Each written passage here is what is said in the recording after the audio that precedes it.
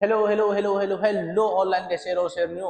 तो स्वागत है आपका जीनियस सीरीज के एपिसोड नंबर 7 में। आज हम इस एपिसोड में करने क्या वाले हैं, आज हम लेकर आए हैं जीनियस सवाल 61।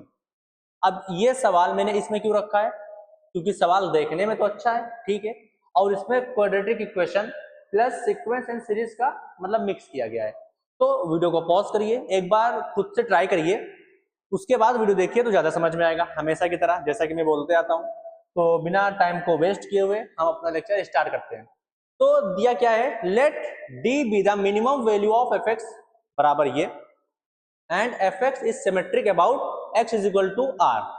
ओके, इफ ये जो दिया हुआ है भटिंडा इतना बड़ा equals p upon q where p and q are relative prime, then find the value of 3p minus p की वैल्यू।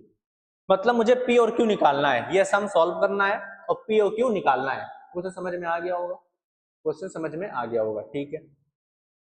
तो d क्या है, इसकी मिनिमम वैल्यू है। जो एफ एक्स है y is equal to f x बराबर क्या दिया हुआ है, ये दिया हुआ है 5x square minus 2x plus 26 upon 5। ये एक क्वाड्रेटिक इक्वेशन है। तो इसकी जो मिनिमम वैल्यू है y मिन, ठीक, y मिनिमम वैल्यू जो इसकी है वो बराबर है किसके, d के बराबर है। मतलब अगर मैं इसकी मिनिमम वैल्यू निकाल लूं तो मुझे d पता चल जाएगा, ठीक। और बोला है, और बोला है कि f x is symmetric about x is equal to r. जो ये एफ एक्स है ना, ये सिमेट्रिक किसके अबाउट होता है बताओ। जो क्वाड्रेटिक इक्वेशन होता है वो सिमेट्रिक होता है एक्स इज इक्वल टू किसके होता है, माइनस बी बाई 2a के। ये इसके अबाउट सिमेट्रिक होता है, ठीक, ये होता है सिमेट्रिक, सिमेट्रिक अबाउट, ठीक। जो एफ एक्स है वो सिमेट्रिक किसके अबाउट होगा, x is equal to minus b by 2a के। ये तो पता ही होगा, हम लोग डिस्कस कर चुके हैं, ठीक है। तो अब हम निकालते हैं ये बराबर किसके है, ये बराबर है आर के। तो पहले हम आर की वैल्यू निकाल लेते हैं। तो माइनस बी मतलब कितना, 2 आएगा। तो 2 अपॉन 2 इंटू 5, 2 से 2 कैंसिल, तो आर की वैल्यू कितनी आ गई, आर इज इक्वल टू हो गया 1 अपॉन 5। ये हमें पता चल गया, बोलो आर इज इक्वल टू कितना हो गया, 1 अपॉन 5। अब इसकी मिनिमम वैल्यू, सबसे पहले बताओ ये पैराबोला कैसा है, ये अपवर्ड ओपनिंग है या डाउनवर्ड ओपनिंग है। तो ये क्या है, upward opening parabola, upward opening parabola. कैसे पता चला, क्योंकि यहां पर जो ए है, ए मतलब कितना, ए बराबर कितना है 5 है, वो क्या है 0 से बड़ा है। जब 0 से बड़ा होता है तब वो अपवर्ड ओपनिंग पैराबोला होता है, 0 से छोटा होता है, निगेटिव होता है, तब क्या होता है, वो डाउनवर्ड ओपनिंग पैराबोला होता है। ये तो हमें पता ही है, ठीक है। जब ये अपवर्ड ओपनिंग पैराबोला है तो ये दिखेगा कैसे, ये दिखेगा ऐसे, हाँ या ना, इतना तो पता ही होगा। ये हो गया अपवर्ड ओपनिंग पैराबोला। ये क्या होगा, ये कहलाता है इसका वर्टेक्स। और इसका कोऑर्डिनेट क्या होता है बताओ, ये होता है माइनस बी बाई 2a, ये होता है माइनस डी बाई 4a। ये होता है इसका वर्टेक्स, ठीक, ये हो गया इसका वर्टेक्स। तो और इसकी अगर मैं निकालू क्या, इसकी रेंज क्या होगी, रेंज होगी इसकी y बिलोंग्स टू, सबसे कम कहाँ है, ये माइनस डी बाई 4a से, इसकी रेंज होगी माइनस डी बाई 4a से कहां तक जा रहा है, इंफिनिटी तक, है ना। ये रेंज याद भी होगा आप लोगों को, डायरेक्ट भी। तो ये रेंज हो गई, तो इसकी वैल्यू यहां से इंफिनिटी तक जाती है।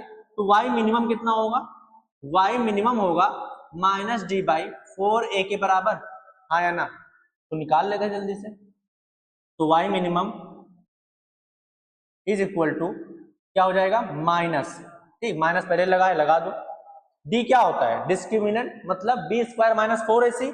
तो b स्क्वायर कितना होगा, b स्क्वायर मतलब कितना, ये हो जाएगा 4 माइनस 4 इंटू a कितना 5 है, इंटू c कितना है 26 अपॉन 5। बोलो इतना क्लियर है। तो 5 से 5 कैंसिल, 5 हमारे बीच नहीं रहा, ठीक है, अपॉन 4 इंटू कितना है a कितना है 5 है। अब देखो ये 4 भी कैंसिल हो जाएगा, हाँ या ना। मैं अगर 4 कॉमन ले लूं तो ये 4 ये 4 ये 4 कैंसिल। बोलो समझ में आ रहा है कि नहीं आ रहा है, आ रहा है। अब देखो 1 माइनस 26 कितना होता है, माइनस 25, माइनस 25 इंटू माइनस कितना हो जाएगा, प्लस 25, और प्लस 25 अपॉन 5 कितना हो जाएगा 5, तो इसकी मिनिमम वैल्यू हो जाएगी y मिनिमम कितना आ गया 5, और y मिनिमम बराबर किसके है दिया गया है d के बराबर दिया गया है, तो d की वैल्यू कितनी आ गई 5 आ गई, d की वैल्यू 5 आ गई, r की वैल्यू 1/5 आ गई। तो हम लोग अब इसको यहाँ पुट करते हैं, तो क्या दिया हुआ है summation n is equal to 1 से इंफिनिटी, हाँ, और ये दिया हुआ है 1 plus n minus 1 into D, n minus 1 into D, और ब्रैकेट क्लोज r के पावर n माइनस 1, यही दिया हुआ है। वैल्यू पुट करते हैं, वैल्यू पुट करूंगा तो क्या हो जाएगा ये summation n is equal to infinity 1 से कहा इंफिनिटी तक, ये हो जाएगा 1 plus n minus 1 into 5, d की वैल्यू क्या है 5 है, r की वैल्यू कितनी है 1/5, तो ये हो जाएगा कितना n पावर 1 n माइनस 1। इतना क्लियर है कि नहीं क्लियर है? ठीक है। अब देखो इसको मैं क्या मान लूं, इसको मैं मान लेता हूं, इसको मैं मान लेता हूं tn, कोई दिक्कत इसमें कोई दिक्कत नहीं होनी चाहिए, ठीक है।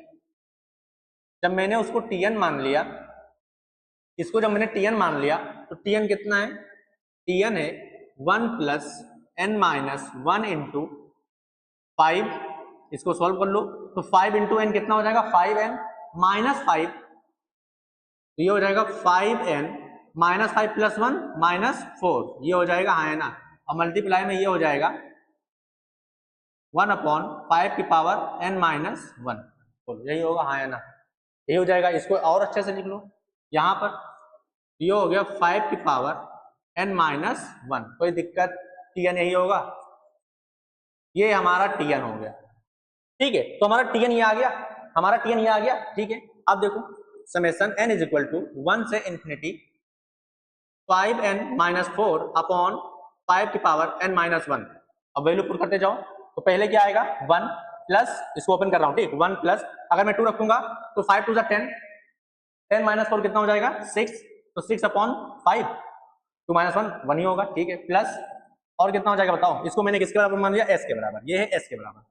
यहाँ पर अगर मैंने रखा कितना रखा 2 रखा, तो 5 2 10, 10 माइनस 4, हाँ 2 रख दिया, 3 रखा तो 5 3 15, 15 माइनस 4 कितना हो जाएगा 11, 11 अपॉन 5 की पावर 2, प्लस यहाँ हो जाएगा 16 अपॉन 5 की पावर 3, प्लस 10 10 10 10, कहाँ तक जाना इनफाइनाइट तक जाना है, ठीक है।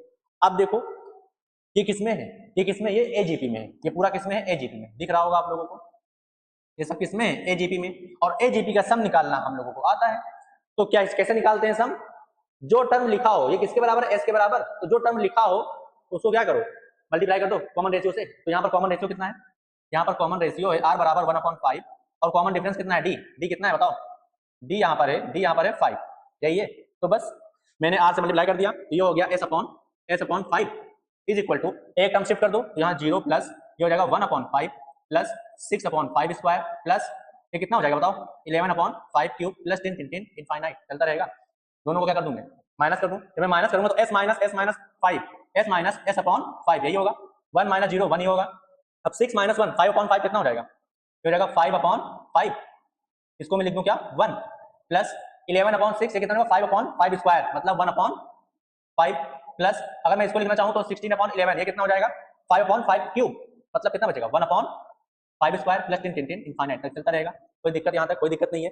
तो ये हो जाएगा 5s minus s 4s/5 is equal to 1 plus sum of infinite series क्या होता है first term upon 1 minus r, ये हो जाएगा। तो ये होगा 1 प्लस 5 माइनस 1 4/5, तो ये हो जाएगा 5/4, तो यहाँ से हो जाएगा 9/4, यहाँ से 9/4, तो s/5 4s/5, इसको यहाँ सॉल्व करता हूँ, ठीक, इसको मैं यहाँ सॉल्व कर रहा हूँ, तो 4s/5 आया कितना, ये आया हुआ है 9/4, तो यहाँ से s बराबर क्या हो जाएगा 45, 9 बचे 45, 45/16, ये हमारी किसकी वैल्यू हो गई s की वैल्यू हो गई, किसकी वैल्यू हो गई s की वैल्यू हो गई। और ये बराबर किसके है, ये बराबर दिया गया है p/q के, तो ये दिया है किसके p/q के, और ये को प्राइम नंबर है, हाँ है, तो यहाँ से p बराबर कितना आ गया 45 आ गया, और q बराबर कितना आ गया 16 आ गया। जब p और q की वैल्यू पता, तो फाइनली जो पूछा है 3q minus p, 3q minus p पूछा है, क्या पूछा है 3q minus p, 3 into q कितना है 16 माइनस p कितना है 45, 48 माइनस 45 कितना आ गया 3, यही क्या हो गया हमारा